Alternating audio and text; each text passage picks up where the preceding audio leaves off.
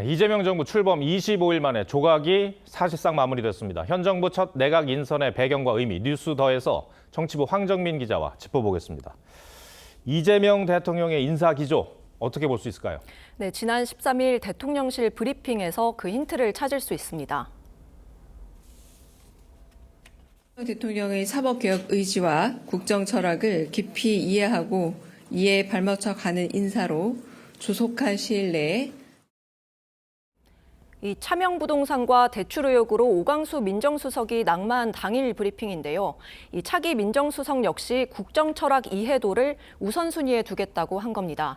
이번 대선 직후 이뤄진 한 여론조사를 보면 이 도덕성보다는 행정 능력이 이 대통령 당선의 주된 이유로 나타났는데 이 대통령 역시 고위공직자의 여러 덕목 중에서 이 업무 능력에 더 무게를 두고 있는 겁니다.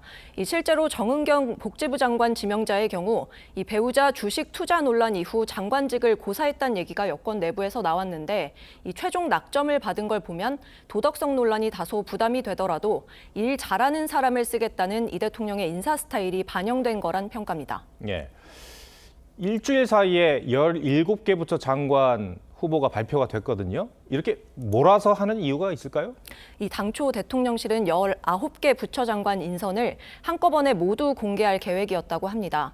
하지만 일부 경제라인 인선 과정에서 주식 백지 신탁 문제 등이 나오면서 우선 검증이 마무리된 후보자부터 순차적으로 발표한 걸로 전해집니다. 바꿔 말하면 이 대통령이 국정에 상당한 속도를 내려는 걸로 볼 수 있습니다. 이와 함께 장관 지명자를 한꺼번에 발표할 경우 이 인사청문회 일정이 몰리면서 야당의 검증 칼날을 무디게 할 수 있다. 이런 측면도 고려한 걸로 보입니다. 예. 장관 후보 17명 가운데 7명이 현역 국회의원입니다. 이거 어떤 의미로 볼 수 있을까요? 네, 비중으로만 따지면 40%가 넘습니다. 이는 김대중 정부 초대 내각 당시 10명에 이어서 두 번째로 많은 숫자입니다. 그만큼 인력난이 적지 않았다 이런 방증으로 볼 수 있을 듯합니다. 실제 장관 후보 인선 과정에서 검증에 부담을 느껴서 고사하는 경우도 상당히 많았다고 하는데요. 현역 의원 발탁은 무엇보다도 인사청문회를 비교적 무난하게 치를 수 있다는 게 최대 장점입니다. 또 인수위 없이 출범해 성과를 내야 하는 이 대통령 입장에선 이 현역 의원을 발탁할 경우 당정 간 소통이 원활해서 임기 초 주요 과제들을 신속하게 처리할 수 있다. 이런 것도 감안한 걸로 보입니다. 대통령실 관계자는 초기 내각엔 해야 할 일을 알아서 찾아 추진할 수 있는 의원들로 채우는 게 좋다고 했습니다. 다만 내각의 여당 의원들이 다수 포진하는 상황이 행정부 감시 기능을 약화시키고 수직적 당정 관계를 더 공고히 할 거다. 이런 우려도 적지 않습니다. 네. 대선 패배 이후에 돌파구를 찾지 못하고 있는 국민의힘인데 이 청문 정국이 어떤 하나의 계기가 될 수 있을까요?